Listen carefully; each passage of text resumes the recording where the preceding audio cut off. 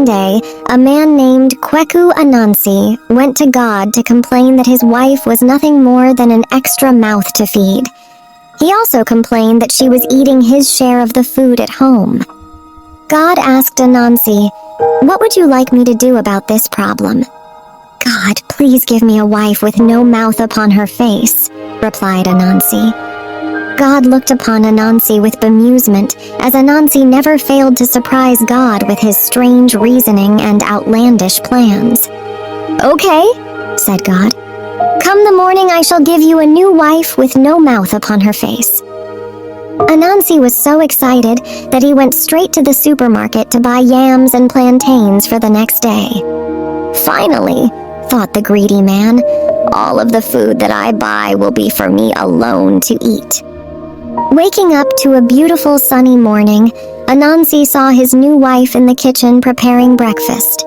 The wife turned and acknowledged her husband with a silent nod, then continued with her breakfast preparations before the stove. Anansi could not believe that he was lucky enough to have a new wife, one who would cook only for him and eat nothing herself. And he could not believe that he had gotten away with asking for such a wife from God. Several days passed and things seemed to be going very well, until Anansi went to check on the food supplies in the kitchen. The greedy man was very surprised to discover that most of his food had disappeared. Anansi knew that he could eat a great deal of food, but had he really eaten 4 bags of rice, 6 yams, and 3 plantains in such a short time? He was very puzzled because he was supposed to be the only one eating the food, especially as his new wife didn't even have a mouth with which to eat. And so Anansi decided to find out. Over the next few weeks, he kept a very close eye on the kitchen, but no matter how closely he looked, he could find nothing unusual at all. His wife cooked every meal only for him. Anansi just did not understand why he still had to buy twice as much food each week. Where was it all going? Anansi knew that he liked to eat his wife's cooking, but even he could not finish so much food in such a short time, could he?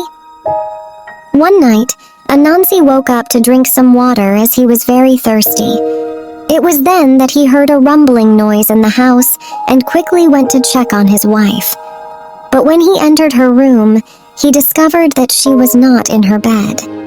So then he crept towards the kitchen and peered through the open door. Anansi could not believe his eyes as he stood still in the kitchen doorway. There, sitting on a stool at the table, was his new wife, and she was eating a big bowl of food. He watched in amazement as she scooped up the boiled rice and yams, lifted up her right arm, and put the food into a mouth that was hidden in her armpit. Anansi was very shocked to see such a thing. He thought to himself, "So this is where all of my food has been going. My wife has a secret mouth in her armpit, and she has been stealing food during the night. What a mean trick."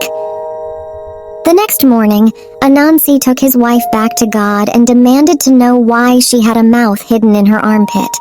God answered, "You asked for a wife with no mouth upon her face, and so I gave you a wife with a mouth under her arm.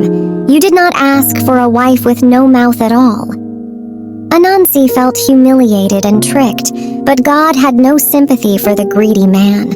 God said to him, "You had a devoted and loving wife, Anansi, but because of your greed and selfishness, you thought you would be clever and demand a new wife from me. I am showing you that I am much wiser than you, and I hope you have learned a lesson here. Greed and selfishness have no place in life."